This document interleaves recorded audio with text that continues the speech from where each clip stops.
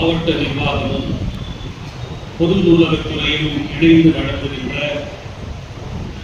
வேலூர் 4வது ஆண்டு வேலூர் புத்தக திருவிழாவை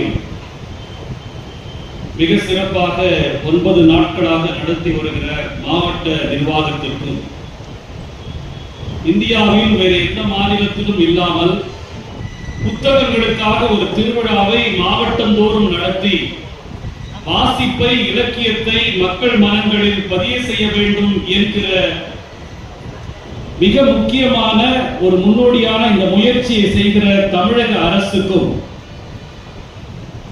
இந்த நிகழ்ச்சி சிறப்பாக நடப்பதற்கு காரணமாக இருக்கிற ஒவ்வொருவருக்கும் என்னுடைய மாலை வணக்கத்தை நான் தெரிவித்துக் கொள்கிறேன்.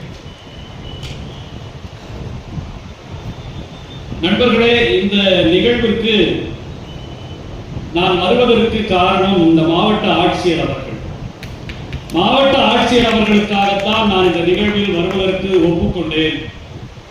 தமிழ்நாட்டில் எந்த ஊரில் புத்தக திருவிழாக்களில் பேசினாலும், எந்த ஊர் மேடைகளில் பேசினாலும் வேலூரில் பேசுகிற நிறைவு என்பது வேறு எங்கும் கிடைப்பதில்லை.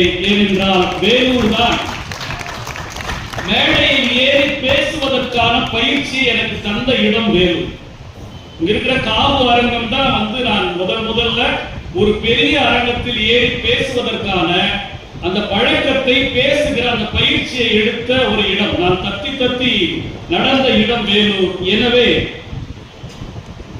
வேலூருக்கு ஒரு மிகப்பெரிய சிறப்பு உண்டு. எங்கு திரும்பினாலும் வரலாறுகள் நிறைந்த ஒரு மண் என்றால் அது வேலூர் தான். நாம் எங்கு திரும்பினாலும் எதை பார்த்தாலும் மிக முக்கியமான வரலாற்று சுவடுகள் நிறைந்த ஒரு இடம் நம்முடைய வேலூர். இந்த வேலூர்ல இதுக்கு ஒரு புத்தக கண்காட்சி நடத்தி, ஆனா என்ன ஒரு கொடுமைன்னா, எங்க திரும்பினாலும் வரலாறு, ஆனால் எந்த வரலாறும் நமக்கு தெரியாது. இதுதான் மிகப்பெரிய அவலம். எல்லா இடங்களிலும் வரலாற்று சிறப்பு மிக்க. இப்படி திரும்பி பார்த்தீங்கன்னா கோட்டை, இப்படி வலது பக்கம் பார்த்தா ஊரிஸ் கல்லூரி, இடது பக்கம் பார்த்தீங்கன்னா முதல் இந்திய சுதந்திர போராட்டம் சிப்பாய் கழகம் நடந்த இடம், அப்படி திரும்பினா சிஎம்சி. இந்த மாதிரி திரும்புற இடங்கள் எல்லாம் வரலாறுகள் நிரம்பிய ஒரு இடம் வேலூர் நண்பர்களே. ஆனால் என்னவென்று சொன்னால், நமக்கு அந்த வரலாற்று உணர்வு இல்லாமல் இருக்கிறது. தமிழர்கள் இன்னைக்கு எப்படி ஆயிட்டாங்கன்னு சொன்னா, எந்த இடத்துக்கு குடும்பத்தோட போறோமோ அங்க குடும்பத்தோட போறதில்லை, எந்த இடத்துல குடும்பத்தோட போகக்கூடாது அங்க போய் நசுங்கி சாகிறது அப்படின்றது தமிழ்நாட்டினுடைய வழக்கமாக மாறி போயிருக்கு. நீங்க உலகத்திலே நான் உங்களுக்கு சொல்லுகிறேன், பெற்றோர்கள் ஆசிரியர்